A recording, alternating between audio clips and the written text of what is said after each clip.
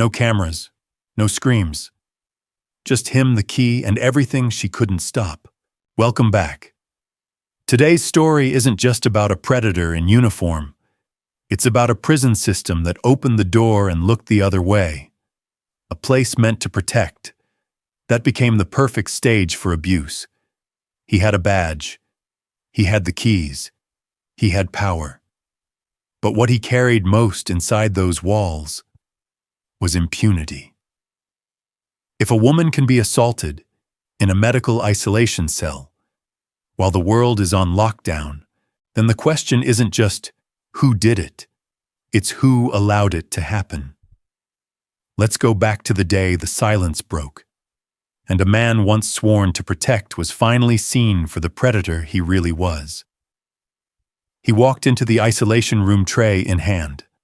No sound, no alarms. No one knew that just 10 minutes later, the woman inside would never be the same again. Metropolitan Detention Center, Los Angeles, December 2020. The world was on lockdown due to COVID. Inside the federal prison, JP, a female inmate, had been placed in medical isolation after testing positive. No family, no friends, no one by her side, and then he arrived. Luis Varela, 49 years old, a seasoned correctional officer, a man with seniority, with power, and with keys. At first it was just breakfast, a gentle voice, a presence that seemed harmless. But once he stepped in, he didn't leave right away. He sat down beside her bed, without asking, without consent. He pressed his body against hers between her fevered skin and the cold, unyielding wall. Then his hands began to move, over her chest, downward. He yanked her shorts and underwear down even as she repeated the word, no. But what does no mean in prison when the one holding the keys is the one doing the rape? He continued, calm, silent, assaulting her anally. In the stillness of concrete walls, under the dim glare of a ceiling light, he turned her body into a battlefield where she had no weapons, only pain and tears. When he left, he didn't apologize. He left behind no words, just blood and a bedsheet soaked with semen. When agents from the FBI and Department of Justice arrived, he denied everything. He said he never ejaculated. He said it never happened. But the bedsheet said otherwise. The DNA said otherwise. JP's body said otherwise. He eventually pled guilty. But not out of remorse, only because there was no way left to lie. He now faces up to 10 years in prison. But what JP lost, she'll never get back. One night, one cell, one officer sworn to protect stripped away everything she had left. This story isn't just about a predator. It's about a system that let him in unchecked, a cold wall that never fought back, a camera that didn't record, and a word no that no one heard. She said, I said no. He didn't listen, and the system didn't either. If you're still here and you believe this cannot go forgotten, subscribe. Not for us, but for the women behind bars who were never believed. The fall of Warden Ray Garcia. He was the guardian of the gates, the protector of the vulnerable. But behind those steel bars, in the place where law was meant to reign, he became the predator. 20 miles east of Oakland, California, sits FCI Dublin, a low-security federal prison for women. Once known for rehabilitation, it earned a new name in whispers and shadows, the Rape Club. Not by rumor, but by repetition. Again and again and again, Ray J. Garcia, 55 years old, the highest-ranking official, a man with over 3 decades of service in the Bureau of Prisons. He wore the badge with pride, the title with honor, or so they thought. Between December 2019 and July 2021, he wasn't just a warden. He was the architect of trauma. He didn't need force. He used familiarity, routine, the kind of access only power can provide. He called it checking in. But behind the locked doors, it meant something else. Naked inspections, lewd comments, a lollipop used in ways no mind should imagine. And always, always, the threat was unspoken. Do this, and I'll protect you. One inmate was made to strip crawl on all fours. Another manipulated into silence by fear and dependency. Photos of his genitals found on his government-issued phone. Conversations tracked. Touches remembered. When the investigations came knocking, Garcia lied. Calmly, flatly, but evidence doesn't lie. And the women finally spoke. By December 2022, a jury believed them. He was found guilty of multiple counts, including sexual abuse and obstruction. 3 months later, in March 2023, he was sentenced 70 months in federal prison. 15 years of supervised release. $15,000 in restitution. A man who once held the keys, now locked in his own consequence. But the damage couldn't be measured in months or money, because Garcia wasn't alone. His conviction ripped open a scar at FCI Dublin. More staff members charged. More survivors stepped forward. For decades, the system had kept its silence. Now it could no longer look away. Inside that courtroom, some cried, some stared, and some, like Katrina, who called herself his sex toy, begged the judge my sentence didn't include sexual assault. Another inmate said, "We're in here for non-violent crimes. He gets 5 years. We got a lifetime of this." And perhaps the most haunting words came not from a victim, but the judge herself. "You walked into the filth, and then you chose to swim in it." Ray Garcia is now the highest-ranking federal prison official ever convicted of sexual abuse.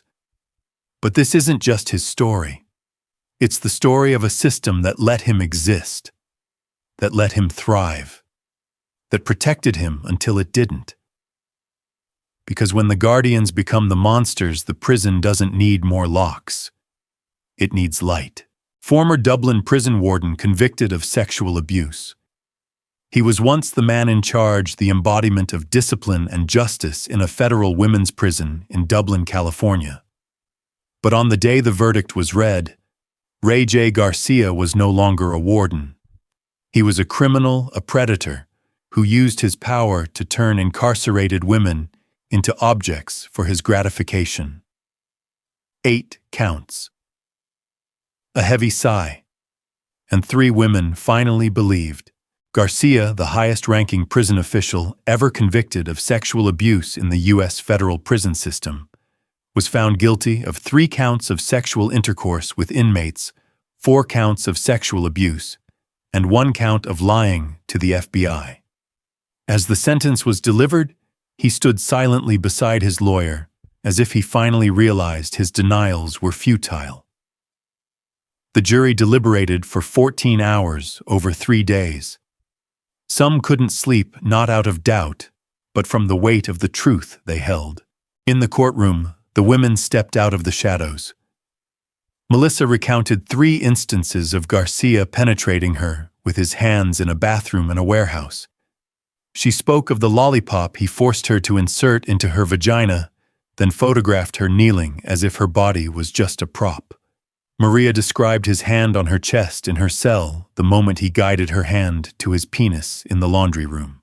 Rachel, who thought she'd escaped, was coerced into video sex calls while at a halfway house. Photos, messages, and promises disguised as care. They weren't alone. Over the past year, nearly 40 other women shared their stories with KTVU. Their accounts were eerily similar, from his approach to his manipulation to the system's failure to protect them. But this time, justice spoke. The verdict wasn't just punishment for one man's actions. It was validation that these women's pain was real. They weren't crazy.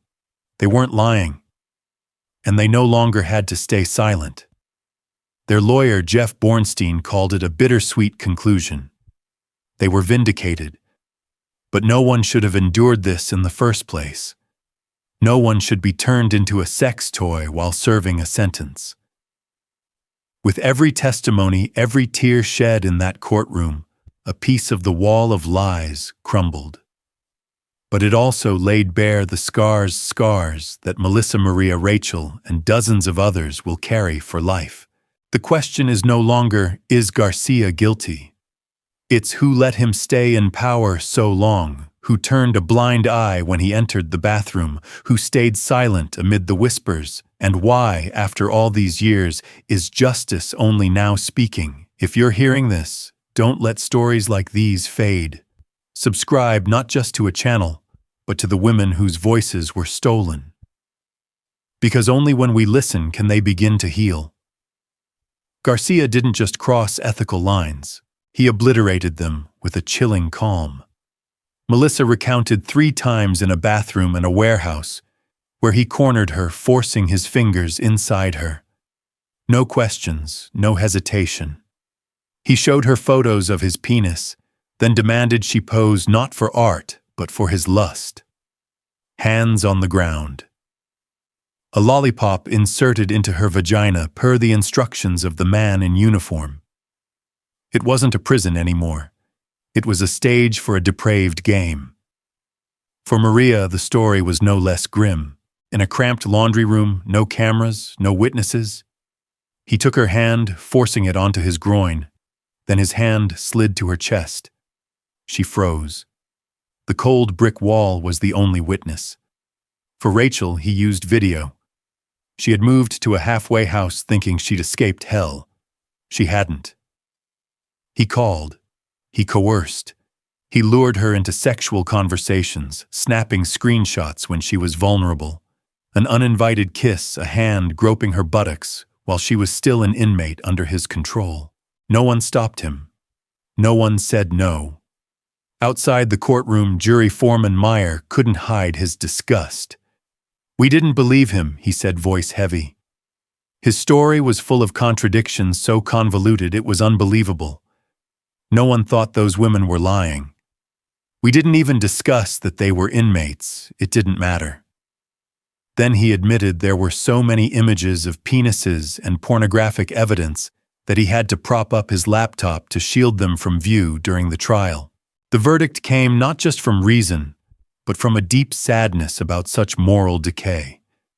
"This case isn't just about one man in a uniform," Meyer said. "It's a warning. And I hope it echoes far." Garcia steadfastly denied every wrongdoing, even as testimonies piled up, even as DNA evidence tightened around him like steel chains. He shook his head. In the courtroom, he didn't cry. He didn't show remorse. He just sat there letting his lawyer shout at the jury, "Not guilty. Not guilty. Not guilty." They clung to one last argument, that these women were convicted felons inherently untrustworthy, that without video there could be no crime. But what they failed to grasp was this: in a prison where no cameras watch inside cells, where consent can never truly exist, evidence isn't always on a screen. It lives in the eyes, in the memories, in the whisper of unspoken shame. Melissa Maria Rachel. 3 names among dozens too afraid to step into the light, recounted every detail, like a slow-motion reel in their minds, the icy touches, the revolting whispers, the quick snap of a camera capturing their bodies as trophies. Meanwhile, Garcia needed only a shrug and a lie to dismiss his sins. The jury didn't buy it. Not one of them. They didn't even need to debate the victims' pasts, because it never mattered. A woman may have a criminal record, but that doesn't make her body an object. They saw the arrogance in Garcia's eyes, a man who once held absolute power in that prison, using it to cloak his ravenous desires.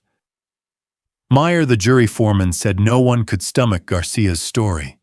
His defenses were a tangled mess of contradictions so blatant that looking at him, they saw only a man clutching a mask that had long since cracked.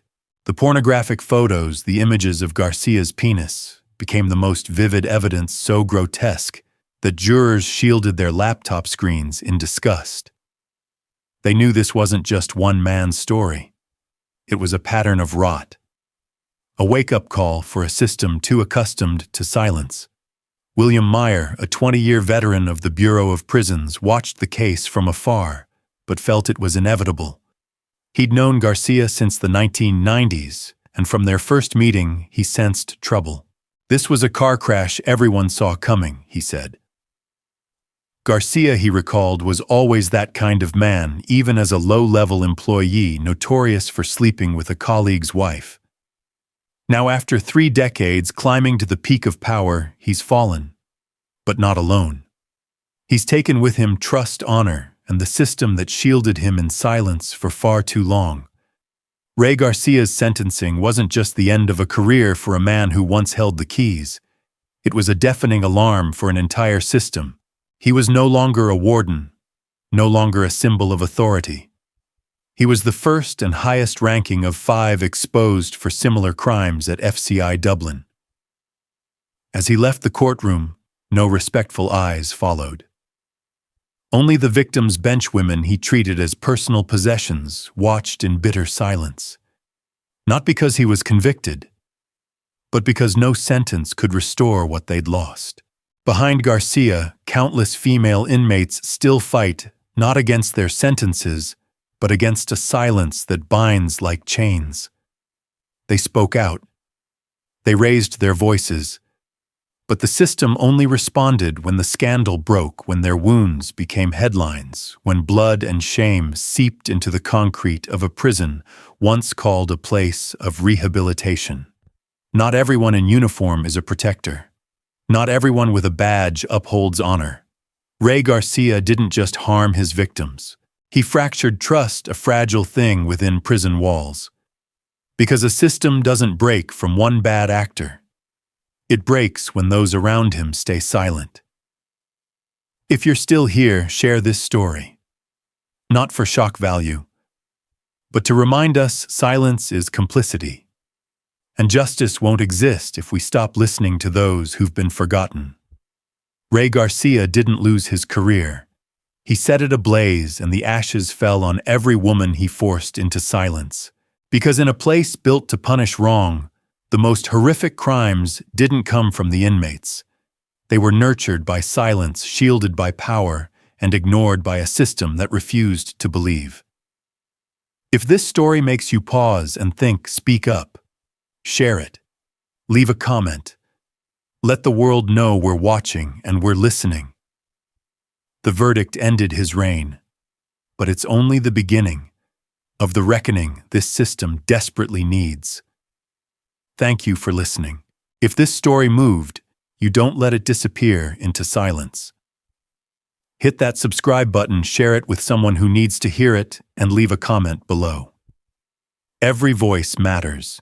And every view helps shine a little more light behind the walls.